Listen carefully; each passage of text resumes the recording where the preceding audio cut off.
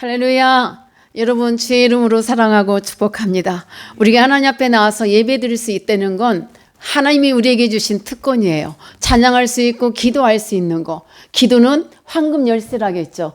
우리에게 이 세상을 이길 수 있는 무기라고 지난 시간에 말씀을 드렸습니다. 제가 지난 시간에 말씀드리는 중에 우리 성도는 불가능이 없는 예술이다 해야 되는데 계속해서 혼자 그렇게 잘못 떠들었더라고요. 없는 을 빼고. 우리 은혜가 있는 분들은 그걸 제대로 알아들었어요. 근데 그렇지 않은 분들은 저 목사님 왜 저래 하고 그랬을 거야. 죄송합니다. 오늘부터 요한복음 말씀을 함께 나눠보고자 합니다. 예수님은 영원하신 하나님이십니다. 1절에서 태초에 말씀이 계시니라 하고 했어요. 태초라는 단어에서 우리가 주목하고 말씀을 잠시 나눌 때에 여러분들 잘 함께 하시기 바랍니다. 태초란 말은 처음 또 시작 등을 의미하고 헬라어로는 아르케라라는 이 추상적인 의미에서 기원을 나타내기도 하고 원천이라는 뜻으로 쓰이기도 합니다. 이와 같은 표현이 우주와 만물의 기원을 나타내는 창세기 1장 1절에도 태초를 아르케라고 말하고 있습니다. 그런데 본문을 잘못 오해하면은 예수님을 시작을 갖고 계신 유일한 분으로 생각하기 쉽습니다. 그래서 여호와의 증인 등 많은 이단자들은 예수께서 하나님에 의해 제일 먼저 창조된 피조물이라고 주장하기도 합니다. 이건 매우 중요한 말씀이라 여러분 우리 함께 잘 새기길 바랍니다. 그런데 이 본문을 이렇게 이와 같이 잘못하는 이단들에 대해서 우리는 이 말씀을 증거할 수 있어야 됩니다. 이 말씀의 본질을 정확히 알고 가는 것이 매우 중요하다고 생각합니다. 이 3절의 말씀을 보면요. 예수님은 곧 하나님이시고 이 말씀이에요. 제가 하는 말이 성경 말씀을 그대로 전하는 겁니다. 예수님은 곧 하나님이시고 만물이 그로 말미암아 지은 바 되었으니 라는 표현에 비추어 볼 때 태초는 창세기 1장 1절과 본문 1장 1절에 태초와는 구별됩니다. 다르단 말이에요. 자, 어떤 의미입니까? 본문의 태초는 창세기 1장에서 창조된 시간의 개념을 초월한 의미로 영원이라는 의미를 지니고 있는 것입니다. 우주 만물과 같이 창조된 피조물이 아니신 우리 주님은 시간과 공간이 생성되기 이전부터 하나님과 함께 존재하시고 하나님과 함께 더불어 인격 교제를 나누시던 영원하신 분이 누구냐면 바로 예수 그리스도십니다. 그렇습니다. 예수님은 기원을 알 수 없는 영원하신 하나님이십니다. 예수님은 시간과 만물이 있기 전부터 성부 하나님과 함께 계셨던 성자 하나님이십니다. 여러분 믿습니까? 예, 우리 이 말씀을 잘 이렇게 대조하고 익히면 좋겠습니다. 이 자연 자체는 그 스스로 존재하며 다만 그 안에 만물들이 개별적으로 생성과 소멸을 뒤풀이한다는 주관과 존재론을 가졌던 헬라인이 사용했던 이 언어에는요, 시간 이전에 영혼을 나타내는 적절한 이 단어가 없었습니다. 그래서 요한은 일단 기원이란 이 의미를 지닌 아르케라는 단어를 사용하고 그것과 만물과의 관계를 묘사함으로써 말씀이신 예수께서 영원 전부터 이미 계셨음을 나타내셨음입니다.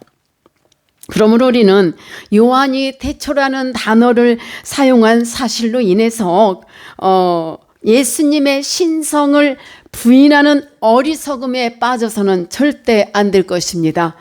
예수님께서 신성을 지니신 영원하신 하나님이라는 것은 성령에 일관된 사상입니다. 1장 2절에 태초에 하나님과 함께 함께 하셨고라고 했어요.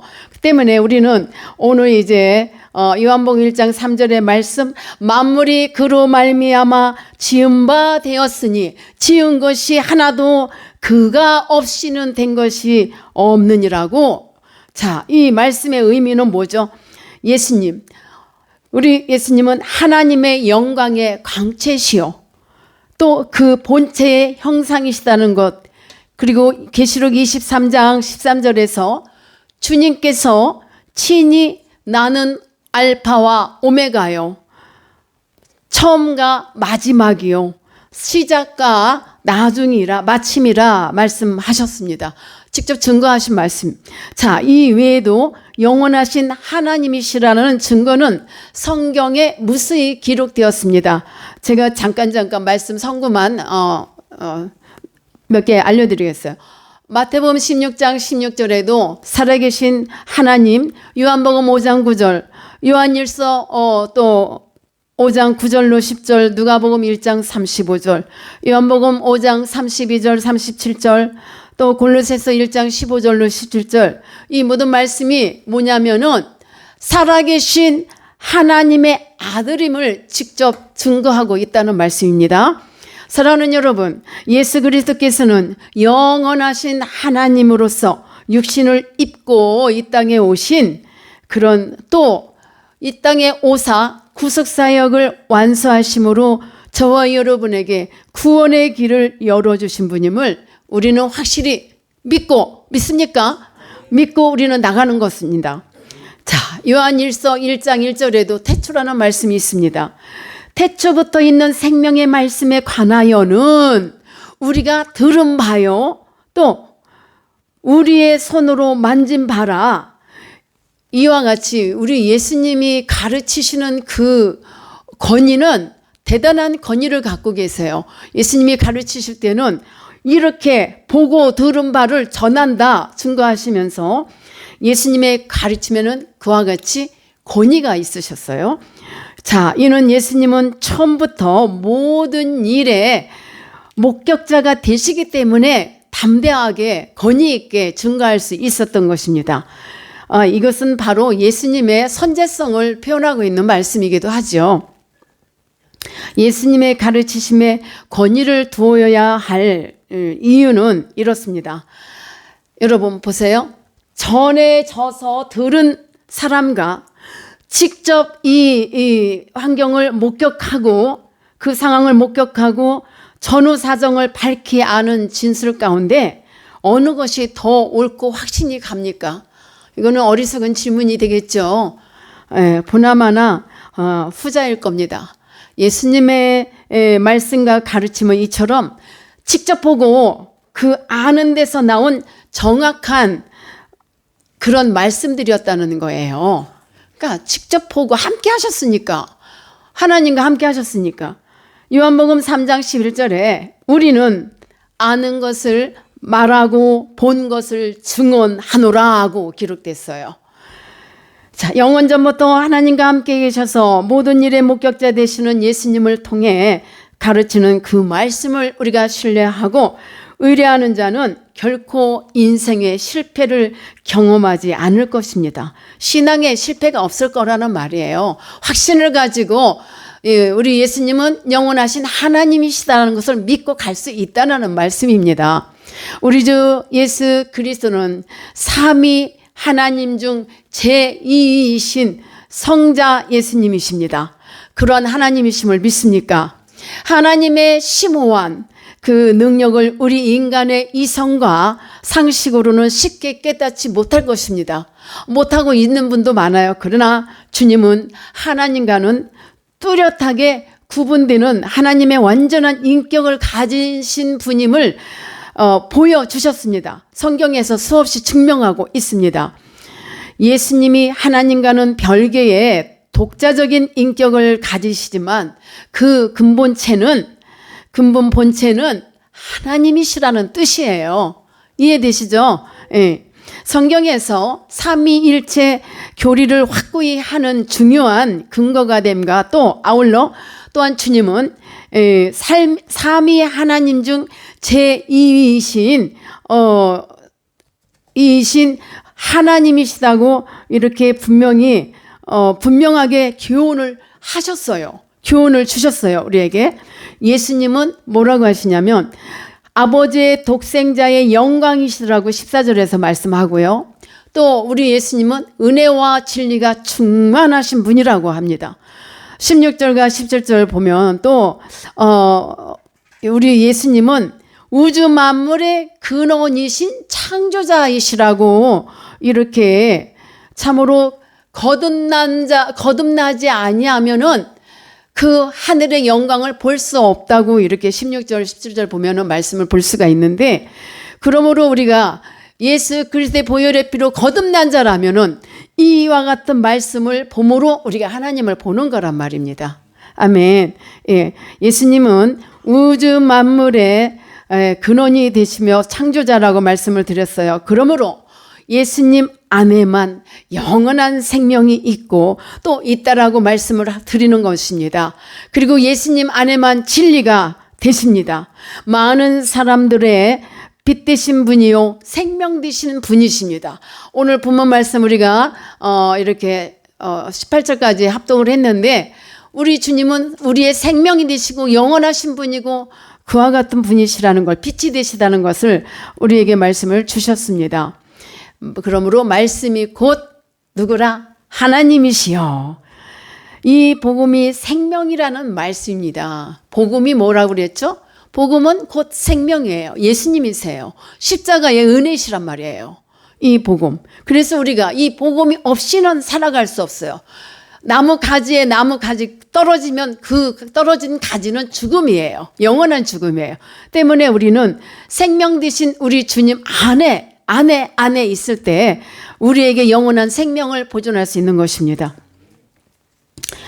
사랑하는 여러분, 우리가 여기에서 예수님 생명 되신다 했는데, 우리 예수님께서는 성육신 하신 분이에요. 1장 14절의 말씀이 육신이 되어 오신 분이잖아요.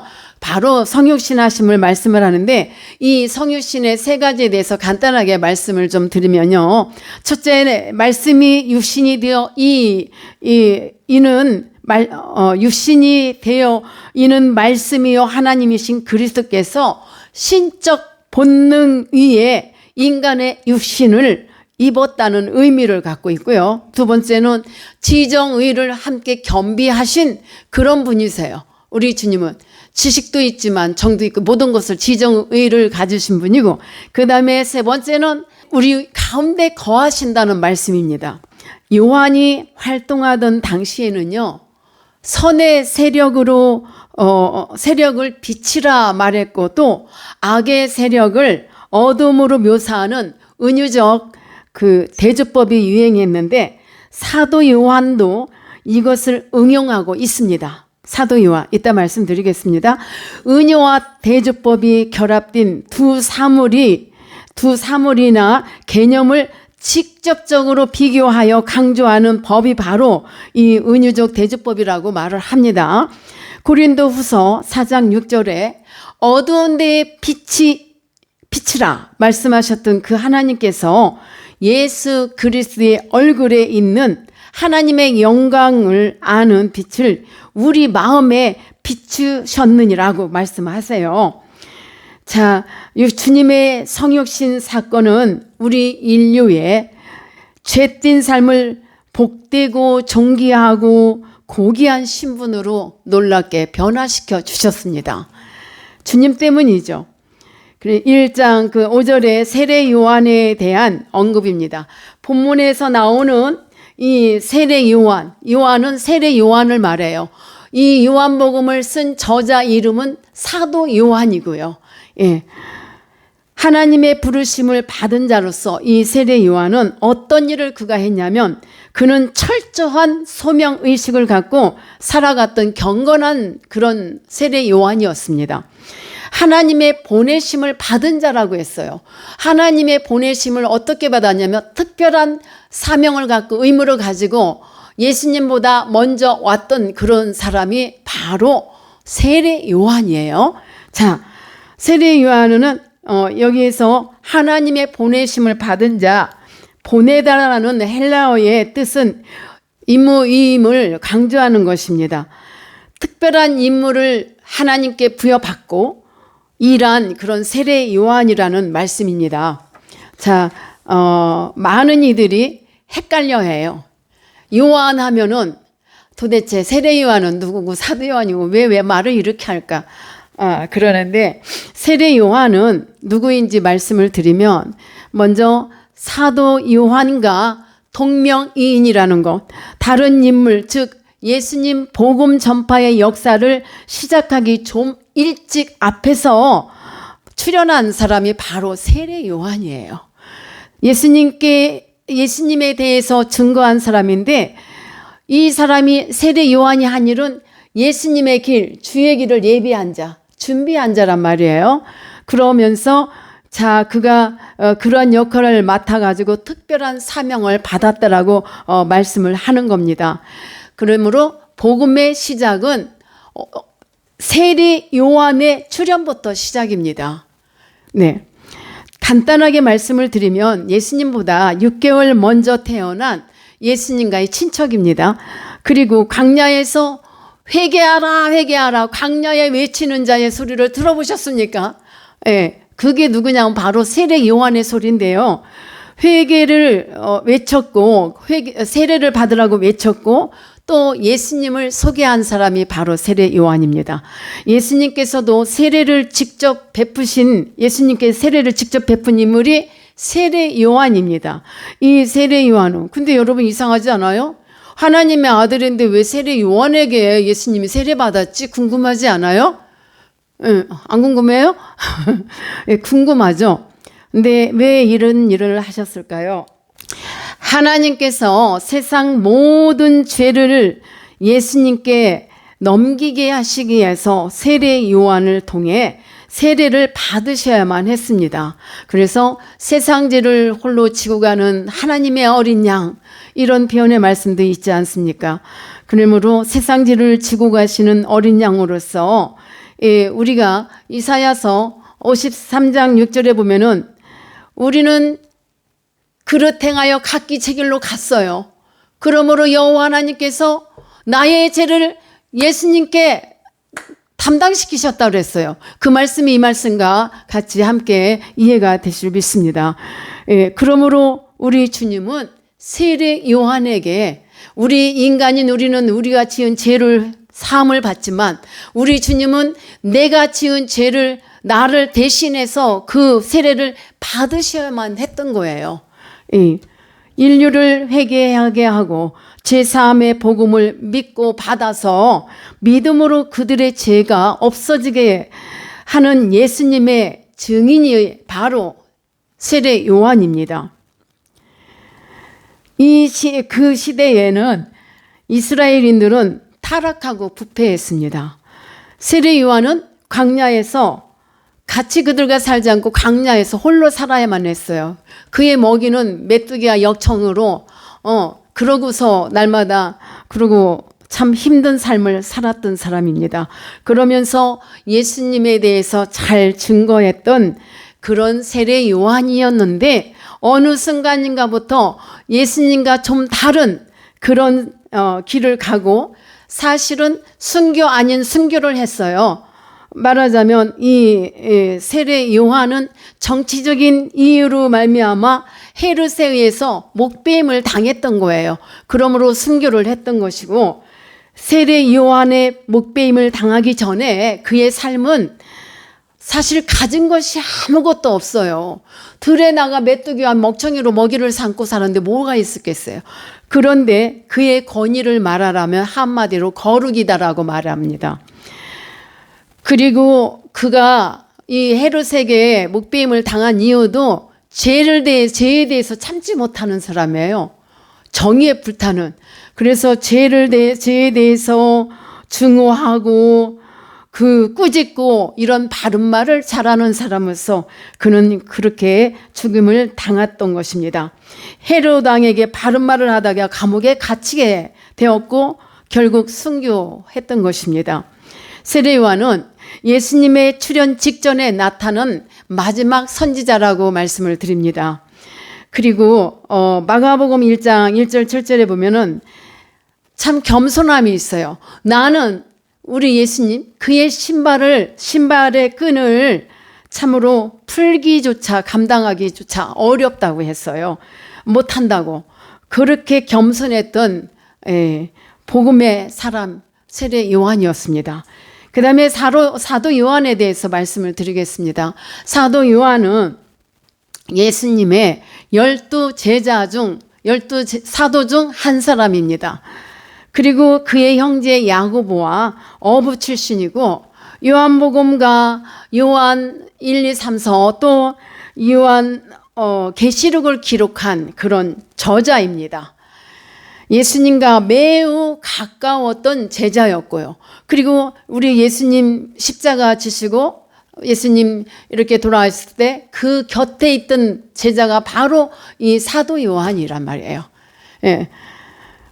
전해지는 말에 의하면 그 예수님 곁에 남아있던 유일한 사도 이 요한이었는데 전해지는 바에 의하면 다른 사도들과 다르게 순교하지 않고 늙도록 저기 반모섬에서 살다가 갔는데 요한복음 13장 23절에 보면은 어느 정도 예수님과 친근이 있었냐면 예수님께서 사랑하시던 제자가 그의 품에 의지하여 누웠다 했어요. 아주 가까운 사이 하면 아니면은 그렇게 누울 수가 없잖아요. 아주 친근함을 표현해주고 있습니다. 사도 요한은 예수님의 사역과 십자가와 부활, 교회 초기 역사까지 오래도록 곁에서 기록하고 전한 초대교회의 핵심 인물 중에 한 사람이 바로 사도 요한입니다.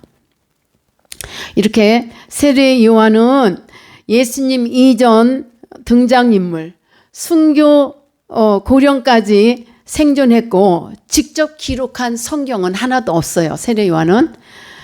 그리고 예수님의 사역을 주의 길을 예비한 자, 준비한 자라고 말씀을 드렸고요. 사도 요한은 예수님의 제자로서 예수님 공생의 이후까지 활동한 그런 사도요. 예수님을 따르며 복음 전했던 반모섬에 유배되었고 또 이렇게 아까 말씀드린 대로 요한복음과 요한 1, 2, 3, 4 요한계시록을 기록한 저자 예수님의 사역을 함께했던 사도였습니다.